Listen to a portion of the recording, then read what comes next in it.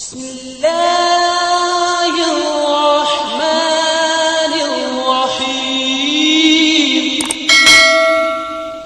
حضرت عمر بن خطاب اور انصاف کی روشن مثال۔ حضرت عمر بن خطاب اسلام کے دوسرے خلیفہ تھے جنہیں فاروق اعظم کا لقب ملا کیونکہ وہ حق اور باطل کے درمیان فرق کرنے کی غیر معمولی صلاحیت رکھتے تھے۔ آپ کی خلافت کے دوران اسلام کا نظام عدل و انصاف اپنی اعلیٰ ترین سطح پر پہنچا۔ آپ کا ہر فیصلہ انصاف پر مبنی ہوتا تھا، چاہے وہ عام آدمی ہو یا کسی بڑے قبیلے کا سردار۔ اس واقعے میں ہم حضرت عمر کے عدل و انصاف کی ایک ایسی مثال دیکھیں گے جو رہتی دنیا تک حکمرانوں کے لیے مشعل راہ بنی رہے گی۔ مدینہ میں ایک مظلوم کی فریاد۔ مدینہ منورہ میں ایک شخص نہایت پریشان حال نظر آ رہا تھا۔ اس کی آنکھوں میں آنسو تھے اور اس کا چہرہ افسردہ تھا۔ وہ سیدھا مسجد نبوی پہنچا جہاں حضرت عمر بن خطاب موجود تھے۔ امیر المومنین، میرے ساتھ ظلم ہوا ہے، میری فریاد سن لیجئے۔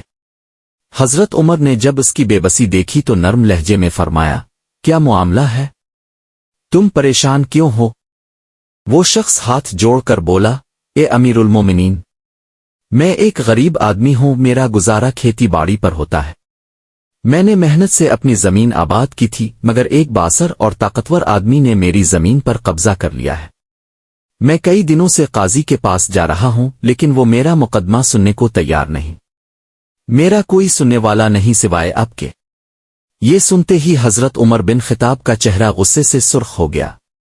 آپ عدل و انصاف کے معاملے میں انتہائی سخت تھے۔ آپ نے فوراً فرمایا، کس نے تمہاری زمین چھینی؟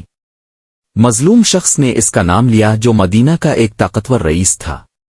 وہ دولت مند بھی تھا اور کئی بڑے سرداروں کا قریبی ساتھی بھی، مگر حضرت عمر کے نزدیک کسی کی حیثیت، رتبہ اور تعلقات کی کوئی اہمیت نہ تھی۔ ان کے نزدیک صرف سچائی اور انصاف اہم تھا۔ انصاف کی لاٹھی۔ حضرت عمر نے فوراً اپنی لاٹھی اٹھائی اور کہا، چلو مجھے اس ظالم کے پاس لے چلو۔ حضرت عمر بن خطاب خود اس رئیس کے گھر پہنچے، دروازے پر دستک دی۔ جب اس رئیس نے دروازہ کھولا تو اس کی نظر حضرت عمر پر پڑی۔ وہ گھبرا گیا کیونکہ وہ جانتا تھا کہ اگر امیر المومنین کسی معاملے میں خود آ گئے ہیں تو اب انصاف ہو کر رہے گا۔ حضرت عمر نے غصے میں پوچھا، یہ شخص کہہ رہا ہے کہ تم نے اس کی زمین پر ناجائز قبضہ کر لیا ہے، کیا یہ سچ ہے؟ رئیس نے نظریں جھکا کر کہا، امیر المومنین، وہ زمین اب میرے قبضے میں ہے، لیکن… حضرت عمر نے بات مکمل ہونے سے پہلے زمین پر اپنی لاٹھی ماری اور نہایت جلال میں فرمایا، اگر تم نے ابھی اسی وقت اس شخص کو اس کی زمین واپس نہ کی تو یاد رکھو، اللہ کی قسم، میں تمہیں ایسی سزا دوں گا کہ تمہیں عبرت حاصل ہوگی۔ وہ رئیس کانپنے لگا۔ وہ جانتا تھا کہ حضرت عمر کا عدل ہر کسی کے لیے یکساں ہے۔ اس نے بغیر کسی حجت کے وہ زمین واپس کر دی اور مظلوم شخص سے معافی بھی مانگی۔ عدل و انصاف کا انوکھا طریقہ۔